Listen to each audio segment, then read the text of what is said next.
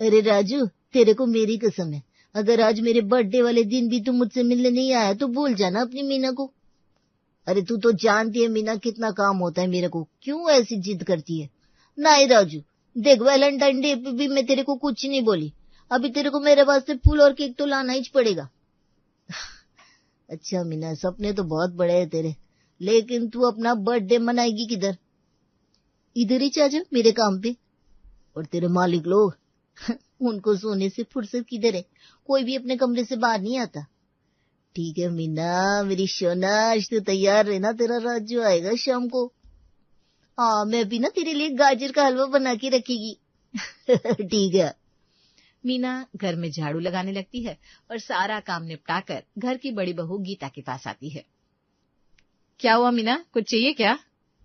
हाँ दीदी, वो शाम को मैं सोच रही थी गाजर का हलवा बनाने को, बना लूं क्या? अरे यार मीना, तुम देख लो ना अपने हिसाब से जो सही लगे, मुझे मत परेशान किया करो। ठीक है दीदी, मैं बना लेगी फिर, लेकिन गाजर नहीं है ना घर पे। अरे तो तुम बंटी को बोल दो, ले आएगा। ठीक है ठीक है। मीना घर की ड्राइवर बंटी के पास जाती है। बंटी गाड़ी धोने में लगा हुआ था। क्या रे बंटी, कल मालिक की गाड़ी किधर घुमा रहा था? तूने कहाँ देखा मीना? बंटी, मीना की नजर ना सब जगह रहती है। अच्छा सुन, जाके ना गाजर लेके आना बाजार से। पहले मालकिन को बोल पैसे देने को। अरे मालकिन ने तेरे को कालीज तो सब्जी लाने को 2000 रुपये दिए लेते, और जो तू सब्जी लाया था वो थी 500 की, देखा तो मैंने किचन से। अरे मीना, अब ना तो मुझे डरा रहे लिया। डरा नहीं रह लिए, जो पैसे तूने बचाए उनसे गाजर लेकर आ, और हाँ काजू और बादाम भी। वैसे मीना, बताने को तो मैं भी बता सकता हूँ, तेरा बॉयफ्रेंड कितनी बार आया इधर। अरे चल रे, मैं तेरे को गाजर का हलवा देगी ना, तू भी अपने घर ले जाना बस। ये हुई ना काम की बात। गायत्री मेंशन का सारा काम मीना संभालती थी और बंटी वहां कई सालों से ड्राइवर था। ये बंटी के तो पंख निकलने लगे, किसी दिन ये फंसा देगा मेरे को। मीना मन ही मन सोचते हुए अंदर आ गई और घर के काम करने लगी। तभी उसे दादी ने आवाज दी। अरे ओ मीना। आ रही लियो दादी। अरे कहाँ मर गई मीना? दादी चिल्ला तो रह ली हूँ, क्या आ रही लियो आ रही लियो, आपको सुनाई नहीं देता क्या? अरे क्या बड़बड़ाने में लगी है, जोर से बोल। अरे और कितना जोर से बोलेगी, चिल्ला रही है मैं। पास आकर बोल, पता नहीं होठ ही हिला रही है। दादी ये कान की मशीन काय को निकाल दी, इसको लगाओ। मीना दादी को कान की मशीन देती है और फिर जाकर कमला को वापस कुछ सुनाई देता है। क्या बना रही है आज खाने में? वही दाल चावल सब्जी रोटी गाजर का हलवा भी। अच्छा ठीक है, ये लोगों को बोल आज बाहर निकल कर खाना खा ले। दादी वो लोग नहीं आते, भैया तो कितने दिन से दुकान पर भी नहीं गए। अरे पता नहीं क्या होगा इन सबका, एक से एक निठल्ले बैठे हैं यहाँ। दादी तुम भी आराम करो ना, घर में भी नौकर, बाहर दुकान भी संभालने वाले सब जगह नौकर है ना, आपको क्या दिक्कत है? हाँ, तुझे तो आराम ही पड़ता होगा ना, तुझे क्या ही दिक्कत है?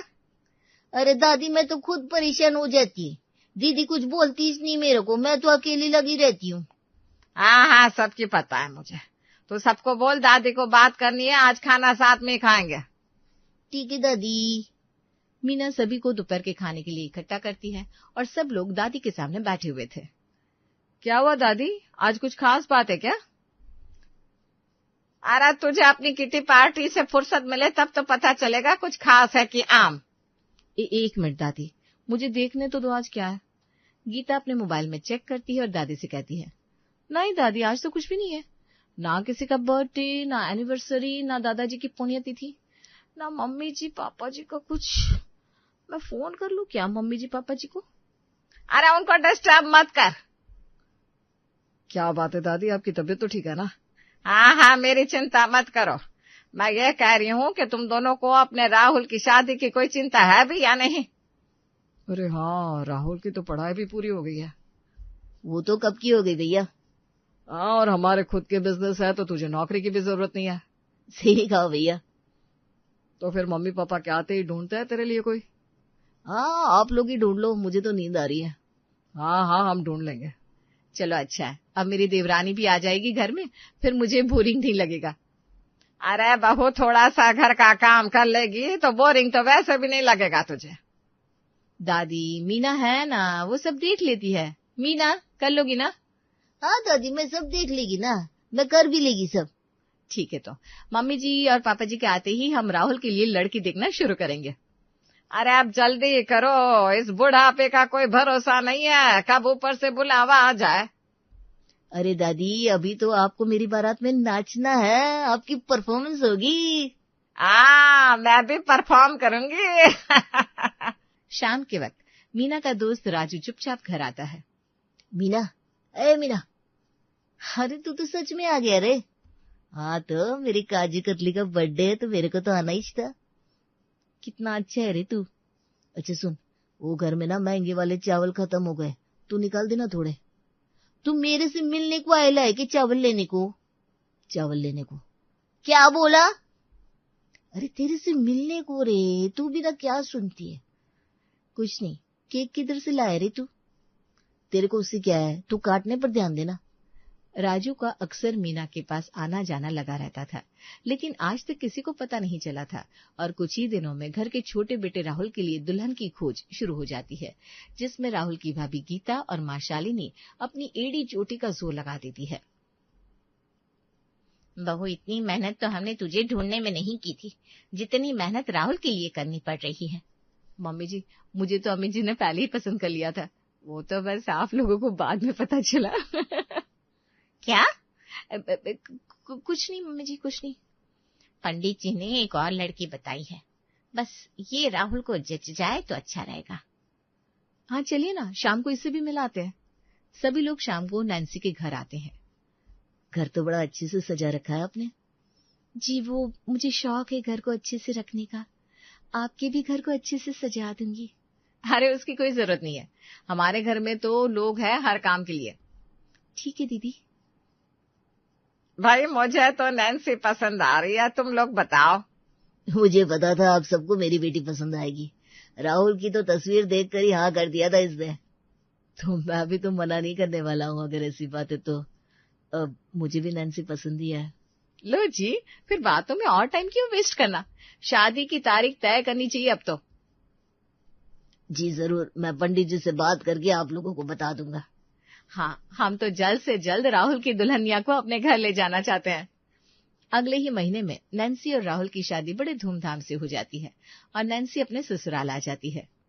चलो, अब तो मेरी देवरानी आ गई। मीना, जरा एक कप चाय तो बना दो। मैं बना देती हूँ दीदी।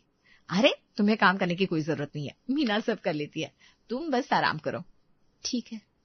नैन्सी को अपने ससुराल में अच्छा लगने लगता है, लेकिन कुछ ही दिनों में वो आराम करते करते ऊब जाती है।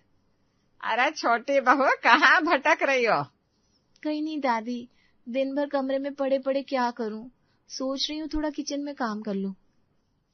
वाह, मैं तो पहली बार घर में ये सब सुन रही हूँ कि कोई काम करने की बात कर रहा है। क्यों दादी, कोई कुछ नहीं करता क्या? करते हैं ना, सब आराम करते हैं। और भैया, बहुत दिनों से तो राहुल जी भी कहीं नहीं गए। बेटा, वो कहीं नहीं जाते। तो बिजनेस कैसे चल रहा है? ना करो के भरोसे बेटा। अरे ये तो गलत बात है। खैर, मैं जाती हूँ किचन में। हाँ हाँ, जाओ जाओ बेटा। नैन्सी किचन में आती है और देखती है कि मीना फोन पर लगी हुई थी। मैंने तेरे को कितनी बार समझाया राजू, घर का राशन खत्म हो तो अपने पैसे खर्च मत कर, इधर आने का ना, यहाँ से दे देगी मैं तेरे को राशन पानी सब। हे भगवान, ये क्या चल रहा है मीना का? अरे काजू बादाम तू क्या रास्ते से लेता है, मैं मॉल से लाकर देगी ना। अच्छा जी। नैन्सी किचन में आती है तो मीना उसे देखकर फोन रख देती है। क्या हुआ दीदी, कुछ चाहिए क्या आपको? नहीं नहीं, तुम क्या बना रही हो? आज तो पनीर बनेगा दीदी। तो आ गया पनीर? अरे नहीं, अभी नहीं दीदी, मैं दीदी से पैसे लूंगी, फिर बंटी लाकर देगा। अच्छा, मैं बंटी को पैसे दे देती हूँ, वो ले आएगा। अरे अब कल को परेशान होती है, मैं दे आऊंगी ना, अब मेरे को दे दो पैसे। नहीं, मैं नहीं दूंगी, तुम किचन में काम करो। नैन्सी की बात सुनकर मीना चिल्लाने लगती है। हाय हाय दीदी, इतने सालों से काम कर रही मैं इधर, और आपको मेरे पर जरा भी भरोसा नहीं क्या? क्या बोल रही हो मीना? मैंने ऐसा कब कहा? अभी तो आप ही बोली दीदी, आपको मेरे पे जरा भी भरोसा नहीं है। मीना की बातें सुनकर घर के बाकी सभी लोग इकट्ठे हो जाते हैं। क्या हुआ मीना, तुम रो क्यों रही हो? देखो ना दीदी, मैं इतने सालों से इधर काम कर रही है, आज तक आपको कोई शिकायत का मौका मिला क्या? नहीं तो, लेकिन क्या बात हुई? ये छोटी दीदी अभी 4 दिन हुए नहीं इसको आए, मेरे पे शक कर रही है कि मैं पैसे इधर उधर कर देगी। नहीं दीदी, मैंने बस ये कहा कि बंटी को पैसे मैं दे दूंगी। तो मैं भी तो दे सकती थी ना, आज तक सब कुछ मैं ही तो संभाल रही थी। अरे तो क्या हो गया, क्यों टेंशन में हो? अब देखो वो छोटी बहू है, उसकी जो मर्जी वो करे। ठीक है, करो जैसा आपको ठीक लगता है। हाँ नैन्सी, अब तुम जाकर बंटी को पैसे दे दो। अरे बंटी इधर ही आ गया। क्या काम है बंटी? भैया वो गाड़ी में ना पेट्रोल खत्म हो गया। पर मैंने तो अभी पैसे दिए थे तुम्हें। तो भैया महंगा भी तो हो रहा है दिन पर दिन। अच्छा ये लो। अमित बंटी को पैसे देता है तो नैन्सी कहती है, अरे इतने पैसे देने की क्या जरूरत है? क्या हुआ भाभी, भरोसा नहीं है क्या मेरे पे? ऐसा कब कहा मैंने? मैं तो बस ये बोल रही हूँ, इसमें भरोसे वाली बात कहाँ से बीच में आ गई? अरे जाने दो ना, तुम लोग अपना अपना काम करो, जाओ। ठीक है। सभी लोग अपने काम में लग जाते हैं। नैन्सी राहुल के पास आकर बैठ जाती है। क्या हुआ, मुंह क्यों लटका है? आपको नहीं लगता कि आपको कभी कभी शोरूम पर जाना चाहिए? क्यों भाई, ये जुल्म क्यों मुझ पर? अरे अपने बिजनेस पर ध्यान देना कहाँ का जुल्म हुआ? नहीं यार, बाकी लोग हैं ना, वो देख लेंगे। ये क्या बात हुई? आपको क्या पता चल रहा है वहाँ क्या हो रहा है क्या नहीं? तुम ना डार्लिंग इतना टेंशन मत लो, सब सही चल रहा है। ठीक है, करिए आप बस आराम। तो ठीक है ना। नैन्सी कमरे से बाहर आ जाती है और अपनी जेठानी गीता के पास जाती है। क्या हुआ अब तुम्हें? भाभी, आपको नहीं लगता मीना सच में गड़बड़ करती है? आप उसे कितना बजट देती हो किचन के लिए? अरे मैं तो उसे देती हूँ जितना तय है, लेकिन फिर ऊपर तो थोड़ा बहुत लग ही जाता है ना। क्या भाभी, आप भी हिसाब क्यों नहीं लेती आप? अरे इतने सालों से काम कर रही है वो, हिसाब क्यों लेना। अच्छा तुम आज शाम शादी में चलोगी? नहीं नहीं, मैं नहीं चलूंगी, मेरी तबीयत ठीक नहीं है। ठीक है, तो तुम दादी के पास रुक जाना। शाम को सभी लोग शादी में जाते हैं और नैन्सी दादी के पास बैठी हुई थी। दादी, नौकरों के भरोसे घर व्यापार छोड़ देना मुझे तो ठीक नहीं लगता। अरे तो अब क्या करें, मेरी तो कोई सुनता ही नहीं इस घर में। मुझे कुछ सोचना पड़ेगा। अगले दिन नैन्सी राहुल को मार्केट चलने के लिए मना रही थी, लेकिन राहुल आलस में पड़ा हुआ था। क्या हुआ नैन्सी, तुम चली जाओ ना यार। आप चलिए मेरे साथ, मुझे आपके साथ जाना है। अरे तो बंटी को ले जाओ। मैंने आपसे शादी की है या बंटी से? अरे क्या बोल रही हो तुम? इतनी देर से मना रही हूँ आपको, चलो ना। नहीं मुझे नहीं जाना, मेरा मन नहीं है। ठीक है, मुझे भी नहीं जाना, सारा दिन घर में पड़े पड़े बस बोर होती रहूं। अरे भाभी से बात कर लो, उनके साथ जाओ। वो सिर्फ किटी जाने के नाम से उठती है, बाकी घर में क्या चल रहा है उन्हें कोई मतलब ही नहीं है। तो तुम मुझे डिस्टर्ब मत करो, जाओ दादी के पास बैठो। इन लोगों को सबक सिखाने के लिए कुछ तो जुगाड़ करना ही पड़ेगा, ऐसे नहीं मानेंगे ये। नैन्सी अगले दिन शोरूम के सभी नौकरों की छुट्टी कर देती है और घर में मीना और ड्राइवर को भी काम से फ्री कर देती है। मीना, मेरी चाय। मीना अपने गांव गई है। बंटी, आज तुमने न्यूज़पेपर अंदर नहीं दिया? बंटी भी नहीं है, उसे भी कोई काम था। अरे तो अब क्या होगा, मैं बाहर कैसे जाऊंगा? आपको खुद ही जाना पड़ेगा। भैया सुबह से कितने फोन आ गए डीलर्स के, शोरूम पर भी कोई नहीं है, कस्टमर्स के कॉल आ रहे हैं। अरे अचानक से सब लोग कैसे चले गए छुट्टी पर? ये सब सोचने का टाइम नहीं है, आप लोग जाइए, संभालिए जाकर, नहीं तो कस्टमर्स नाराज हो जाएंगे। अभी तक नाश्ता नहीं बना है क्या? नहीं मम्मी जी, वो मीना नहीं आई है। हे भगवान, अब इतना सारा काम कैसे संभालेंगे हम सब? अरे सोचने से नहीं होगा, शुरू करो सब लोग एक एक काम। हाँ, मैं नाश्ता बना देती हूँ, दीदी आप झाड़ू पोछा कर दो। चलो भैया, इससे पहले कि पापा चिल्लाने लगे हम पर। हाँ यार चल। अमित और राहुल शोरूम के लिए निकल जाते हैं। ये क्या हुआ, अगर सब इतनी आसानी से होना होता तो मैंने तो कब का छुट्टी दे दिया होता सबको। अरे दादी, अभी तो देखती जाओ आगे आगे होता क्या है। नैन्सी और गीता घर के काम कर रही थी, तभी राजू वहां आया। अरे अब लोग कौन है? और मीना किधर है? ये घर हमारा है तो हम ही लोग मिलेंगे ना यहाँ। अच्छा, कभी देखा नहीं मैंने आप सबको। क्या काम है तुम्हें मीना से? अरे वो मेरा ना कुछ सामान इधर रखेला होगा, उसका फोन भी नहीं लग रहा है। राशन पानी तुम्हारा? मीना ने आपको बता दिए क्या? हाँ, सब बता दिया। अच्छा तो फिर मेरा सामान दे दो। ये कौन से सामान की बात कर रहा है? अरे वो मीना बोली थी मेरे को काजू बादाम आटा दाल लेकर जाने को। हे भगवान, तुम्हारा राशन भी यहीं से जाता है? और नहीं तो क्या।